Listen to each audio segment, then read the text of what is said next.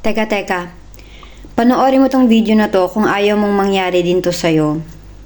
Sa totoo lang, nung isang araw po to nangyari, pero pinakalma ko muna yung sarili ko kasi mahirap na.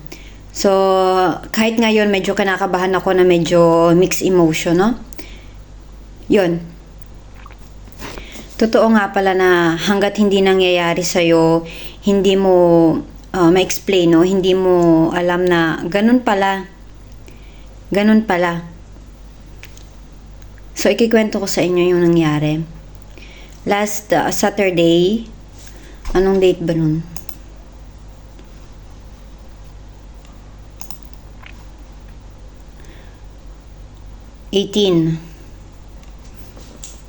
Last November 18, 2023, umaga dito sa amin noon, kakagising ko lang. Since Saturday yon, hindi ako gumising ng maaga.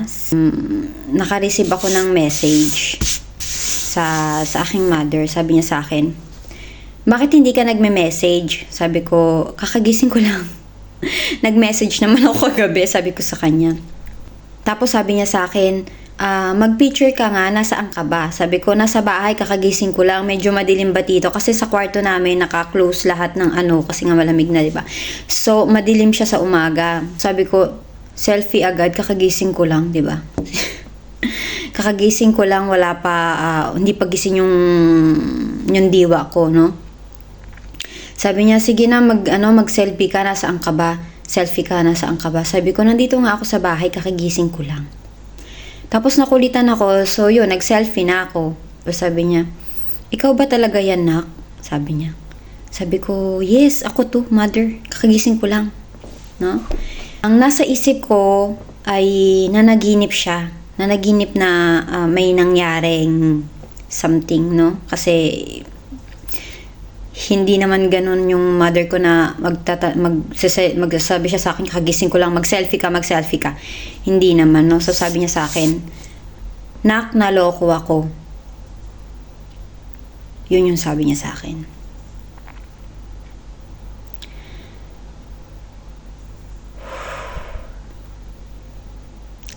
Short story ko na lang to sa inyo, ha? Kasi mahirap. Basta yun na yun.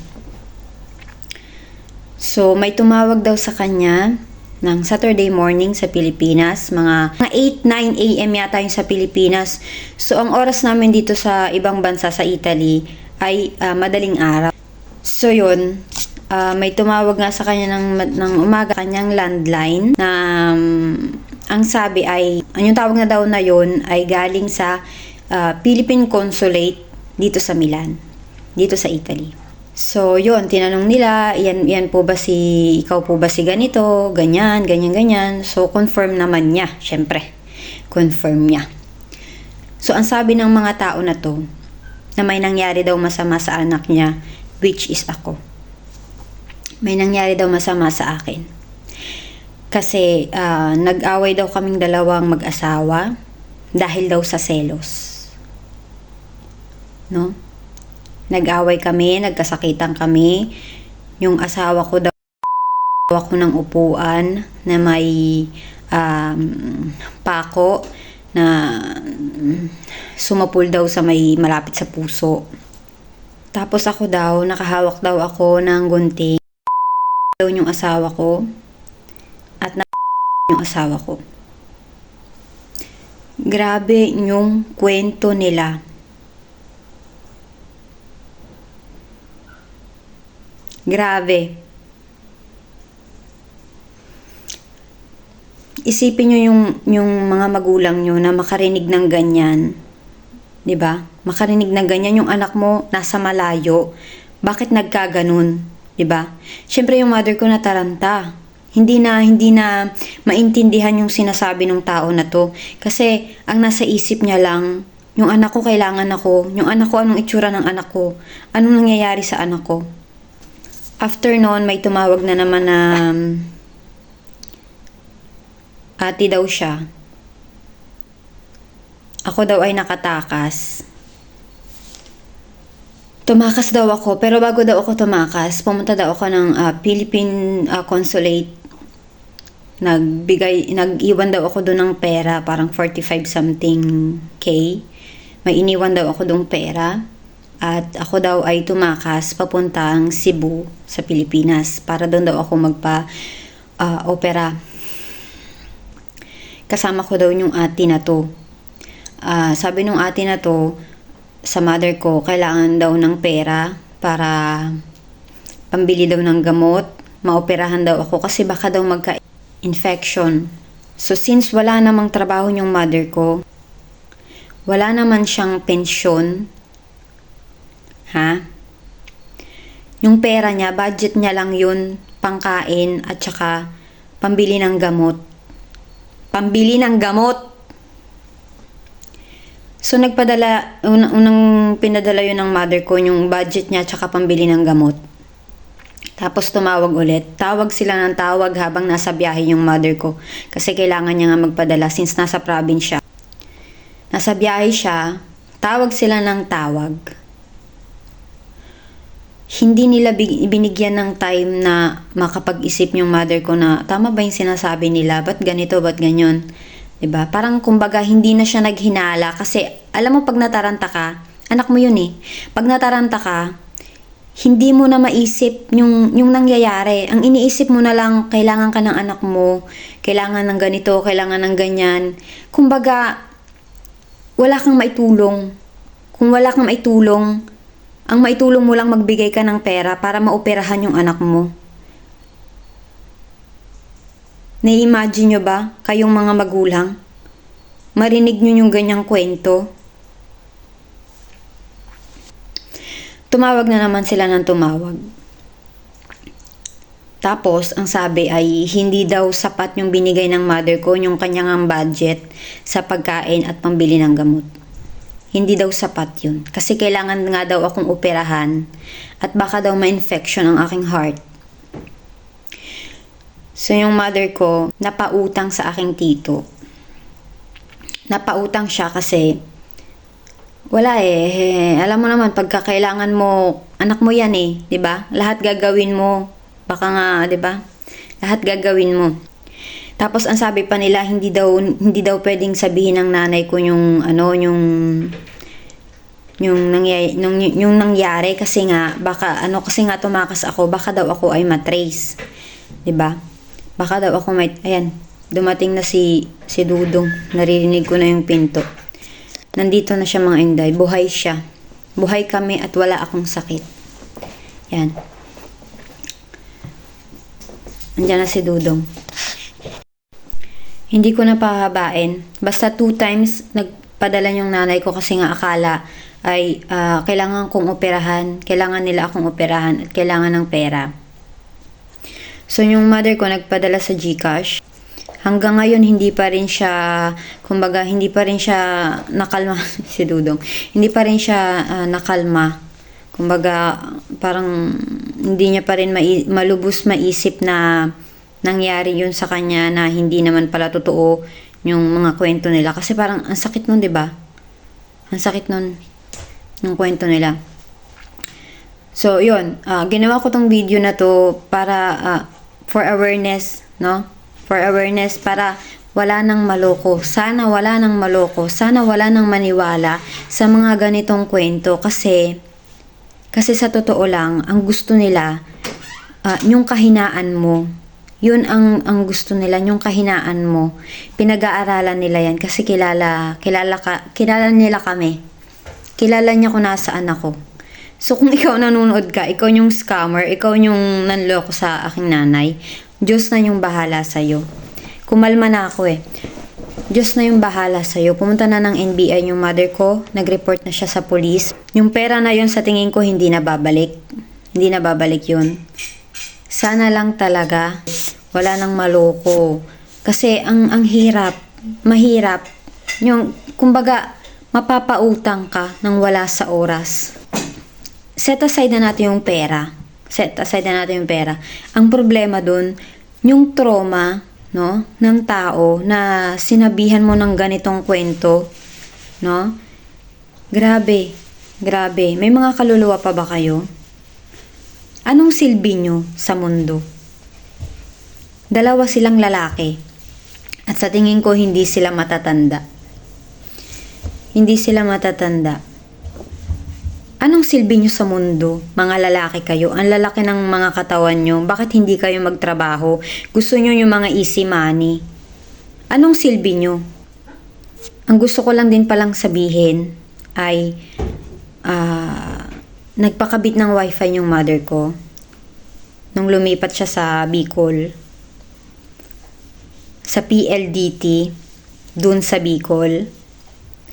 At walang nakakaalam ng landline number ng aking mother.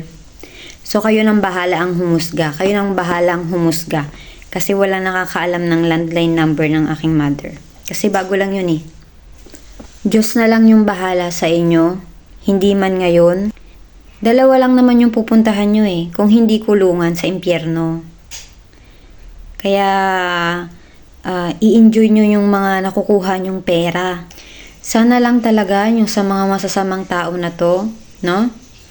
Na hindi mangyari yung mga kinikwento nila, yung mga gawa-gawa nilang kwento, hindi mangyari yun sa pamilya nyo. Hindi yan mangyari sa pamilya nyo. Sana lang talaga.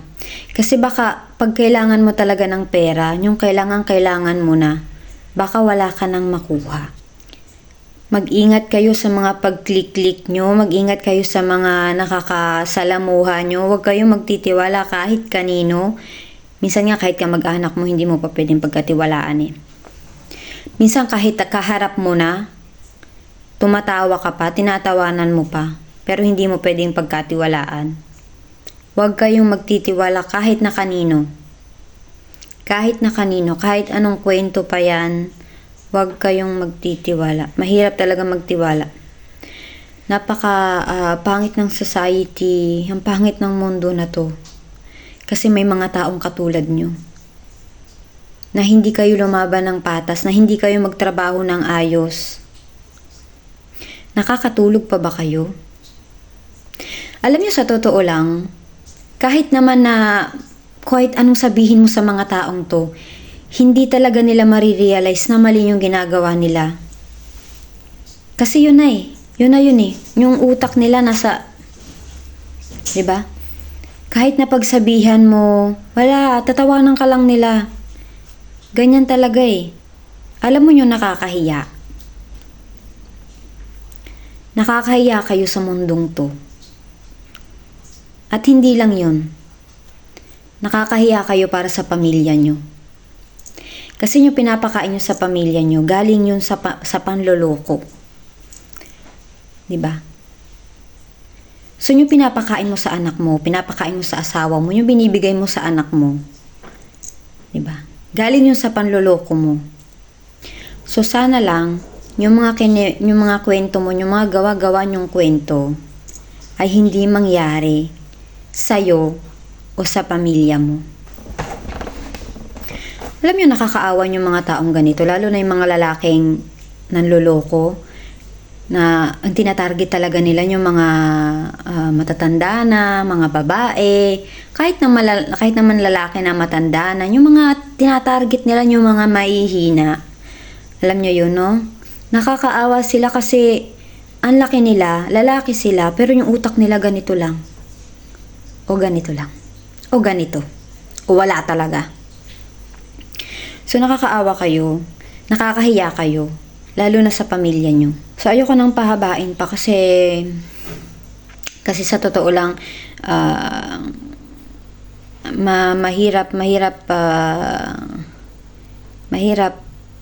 mahirap din pag-usapan minsan yung mga ganito, no? Mahirap. Pero sa tingin ko, mas tama na i-share ko sa inyo yung nangyari kasi ayoko na may mangyayari pang ganito sa inyo, sa pamilya nyo, sa kamag-anak nyo na baka one day may tumawag na disgrasya si ganyan, na disgrasya si ganito. Wag po kayo masyadong maniniwala, wag po kayo agad maniniwala. Kung pag sinabi sa inyo nasa ospital, itanong nyo kung anong ospital. Wag po kayo agad maniniwala. Mag-isip muna po kayo. Lahat po ng sinasabi nila, isipin nyo po. Wag po. Alam ko naman na mahirap. mahirap na pag alam mo pag nataranta ka na, 'di ba? Mahirap talagang hindi ka na makapag-isip ng ayos kasi ang iniisip mo lang yung unang sinabi nila eh. So hindi mo na naisip yung iba pang sinabi nila.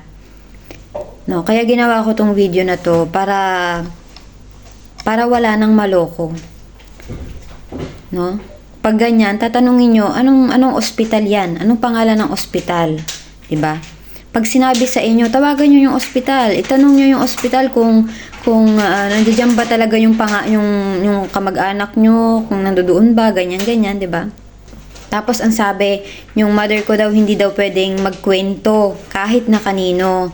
Nagmamadali nga siya, tapos yung tito ko, sabi niya, ba't ka nagmamadali? Saan punta mo?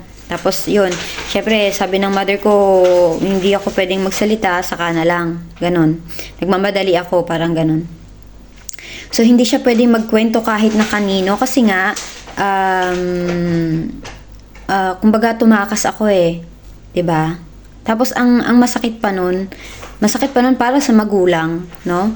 Na kung ako daw ay hinahanap at ako daw ay shoot. Ang sakit nun bilang magulang na sasabihin sa'yo, hindi ka pwedeng magkwento, hindi mo pwedeng i-message yung cellphone ng anak mo kasi na-confiscate ng mga police dito sa Italy. At kung mahuli yung anak mo, kung ma-trace yung anak mo, shoot to. 'Di ba?